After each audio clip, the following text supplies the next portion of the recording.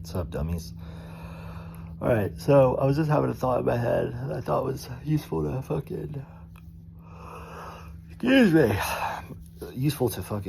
talk about. So, why they call the internet, again, I'm a millennial, I'm 34, why they call the internet the World Wide Web? The World Wide Web. Think of that in your head. A globe trapped in a web. The World Wide Web. So, a World Wide Web, what would that mean? Well, the internet is the World Wide Web, is what we used to call it back in the day, the dizzy for all you chillins.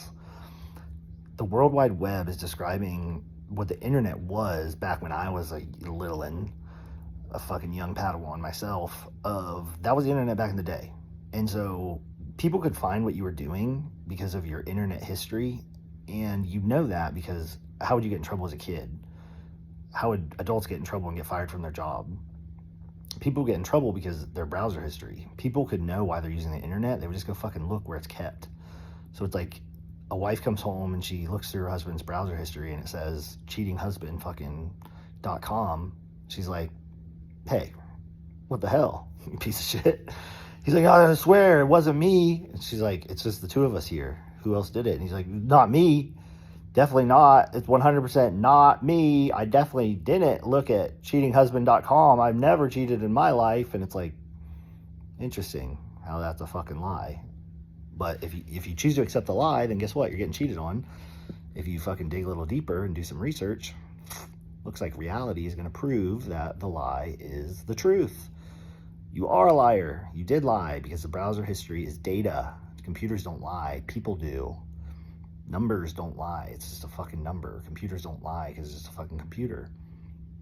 So again, why this is an important concept. Dude, my fucking neck looks fucking swollen now. Why this is an important concept is that was when I was a little kid and I'm 34. So the internet is kind of one of these exponential growth things of instead of growth being like, a line of growth, it's a curve.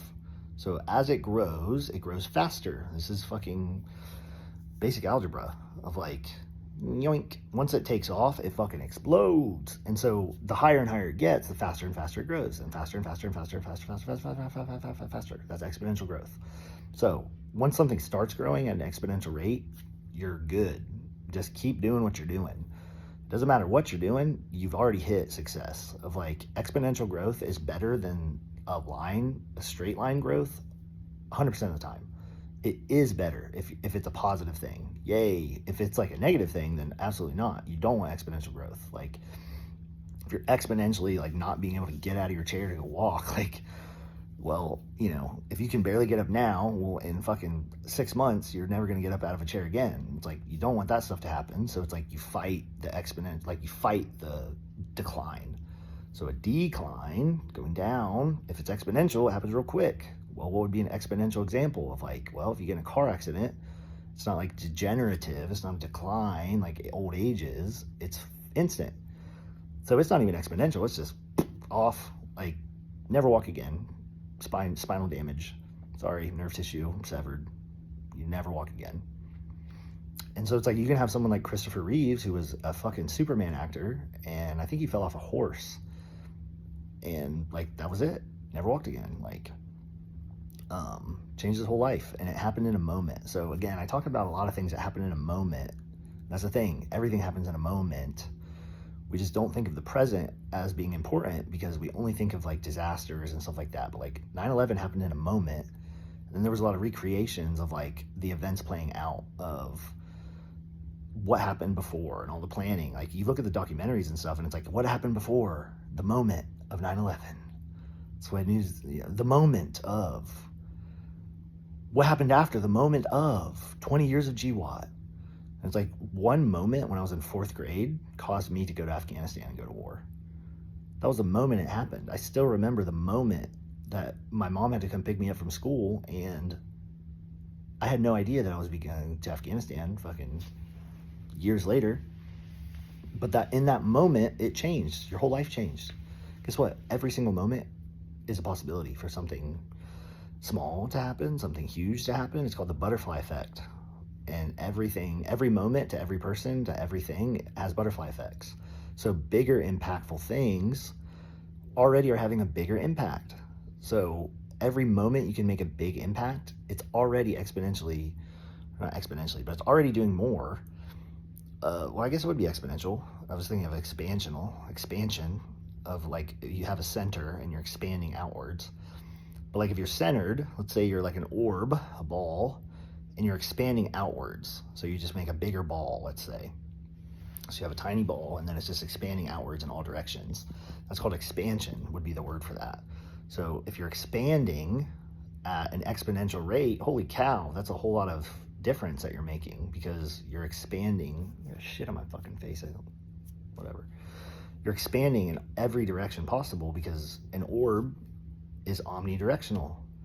So if you're expanding outward in an omnidirectional direction, that's just physics, that's just fucking math of like you're expanding. And it's like, well, why does physics care about that? Well, the electrons and all the things that we talk about are like, we use orbs, we use circles, we use an electron and a proton and a neutron, like they're all described as orbs or circles.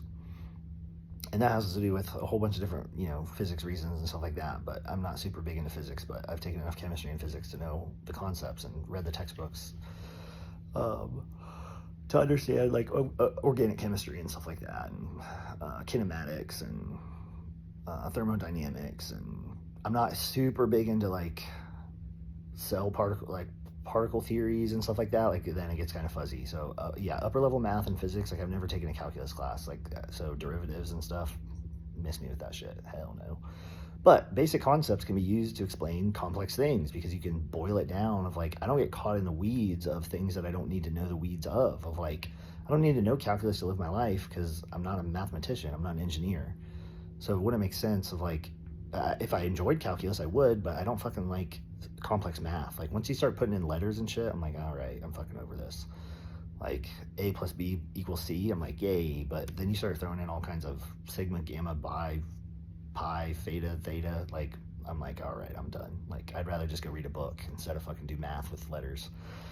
So it's like you can link different concepts of like letters from a text or a page are in math, and some people never reach the kind of math that those two concepts like integrate into, and it's like because they don't know enough. So you would have to take a master mathematician and a master author and get them together and say, oh shit, we could write a textbook. And it's like, well, that's a math textbook. Two masters came together and then they had a master publisher. And sometimes they're not people, they're corporations and businesses and stuff like that. But again, somebody who's better at something, whether it's a business or a person or whatever, like they're better at it.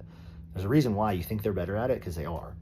Like if you're a business, you're better at producing mass amounts of textbooks than one person writing. Like it's better because it's expanding more. It expands more and talks to more people and all these different kind of things. So again, you can link all these different concepts and you just start linking and linking and linking and linking and linking and linking and linking. That's called learning. That's called knowledge. That's what you do your entire life with your brain, is like you learn stuff and integrate it and link stuff together. And then there you are, like in your present moment right now watching this video, all the concepts and stuff, all the knowledge that you've gotten throughout life, you've linked together, and that's your understanding. That's like your knowledge bank. So I've lived a lot of life and I've read a lot of books and I've done a lot of things and I've traveled and I've done so much, and it's like I've integrated and learned all these different concepts, and like content creation is one of them. Of like, I know how to talk because I've talked a lot. I know how to shoot a video because I've shot lots of videos. I've been behind the camera, in front of the camera. I've talked in front of crowds. I've talked one-on-one with people about intimate personal details. I've talked about my own truth in front of crowds of people. Like I've taught and mentored and been an educator, been a preceptor. Like I've done lots of different relationships with different size groups of people. So I'm just comfortable speaking. And then I also like, photography, and I like filming, and I like to do a lot of that stuff like myself, just for my own pictures and my own films. And then, I just never posted it. So again, I have a YouTube channel. I have a freaking Instagram page, which I just used to post like my puppies and what I was cooking. And then just little snippets of my life, basically, of just like, this is my favorite thing about my whole day, is like it was my dog, or this is my favorite thing about my whole day, like it was a travel trip, like we're at the beach, or oh, I just traveled here, like I'm here. It's like that. It's just one like blip. It's a blip of your whole entire day. And the thing with Instagram is like people only post their best blips. They don't post like them taking a shit And like, oh, here's the turd I just laid in the fucking toilet. It's like, why did you pick that of all that? I was like, oh, well, I traveled, for 12 hours to Bali, but I wanted to specifically show you the fucking log in the fucking water. It's like, no one does that, because it's like, why would you do that? Well, I think it's fucking hilarious. So if someone did that, I'm following them. But most people don't have a fucking sense of humor to save their goddamn life. Excuse me, sir. And it's like, I think having fun and like laughing is the best thing in the entire world. So again, I said goddamn, and then I grab my cross and laugh. And it's like, God wants me to laugh. So when I hear Christians and people who read the Bible say you can't say that, I'm like, I can say whatever I want, because I was blessed with free speech, and I was blessed with a sense of humor, and I can hold it. It doesn't burn. Oh, turns out I'm not Satan. Turns out I'm not a bad person. I'm a big jolly cheeked, look, aw, he loves me. No, I talk to my puppy that way. No, so like, I love my puppy, and I love God. No, and God loves me, and I love myself. And like, that's my definition of love. When I say love, it's like, because I rub my face on my puppy. And the people that I love, like, I love them, that same essence. Again, I'm just giving examples, just little blips of examples. One example is just not the whole definition of my love. It's just a fucking example. It's just a blip. It's an Instagram post. And so it's like, again, you just have to be really mindful of, like, you don't know who people are, what they've experienced, the thoughts that they have in their head. And it changes day to day, because we all interpret all the things that we interpret around us going on, where you interpret it differently. So if you meet someone in 24 hours, they've had a completely different life than you. And so if you guys are sitting in a room staring at each other, it's the same fucking life. But if you guys are on, if I'm over here and someone's in Japan, in 24 hours I talk to them and a fucking tsunami hit, well, guess what? I might be laughing and they're like fucking crying because their entire house got washed away. Like, so if someone meets you at a time, like on a phone call or something like that, and they're doing something different than you, it's like, did you ask them why? Hey, what's going on? It sounds like you're concerned. Oh, my house is getting washed down the freaking river. Oh, well, I was just sitting here eating popcorn, and it's like, wait, hold on. Did you just hear what I fucking said? Did you just hear that my house is getting fucking floated down the river? And it's like, well, anyway, I was talking about buttered popcorn, and the movie I'm watching, it's like, oh, dude, you didn't fucking resonate with what I just fucking said at all.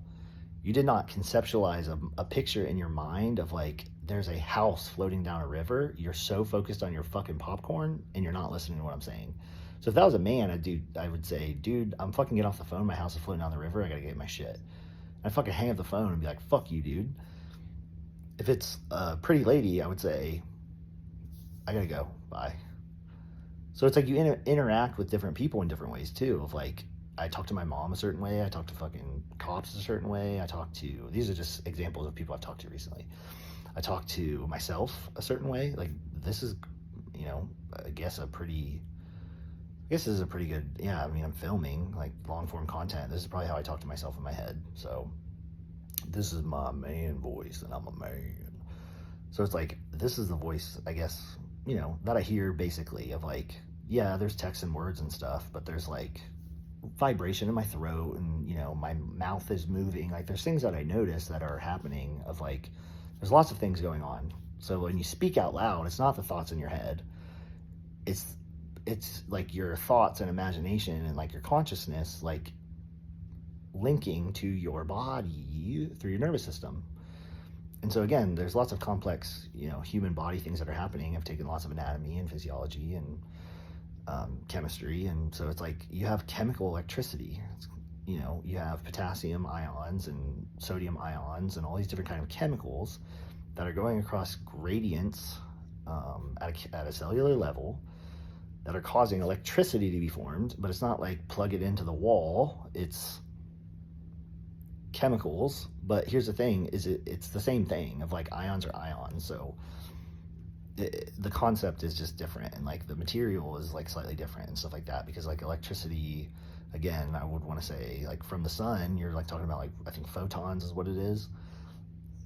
Again, once I start getting into physics, that's not my specialty. You don't have to take much physics to be a nurse. It's just kind of, with biology, you kind of are in the STEM realm. So I got a lot of STEM, being a biology major, And then I went into nursing, and you don't use a whole lot of STEM on advanced levels. It's more of a people focused field. So I can take advanced levels of knowledge that I learned in my biology degree with math and physics and all these other things that I learned, and then I can bring that to people, because now I'm a people person. I was a nurse. Well, I was a nurse. Trying to get a job right now doing a travel contract. So I quit my job and I'm trying to get a travel contract to go nurse. So again, I can bring advanced knowledge to people, and I can make a YouTube channel, and I can nurse, and I can be a biologist if I wanted to. I have a degree. I could be a psychologist. No, I couldn't be a psychologist because you have to have a PhD. So if you want to do anything in psychology, you usually have to have a master's or a PhD. And then if you want to be a psychiatrist, again, words have meaning. Psychologist is a PhD. Psychiatrist is an MD who focuses on psychiatry, and they give prescriptions.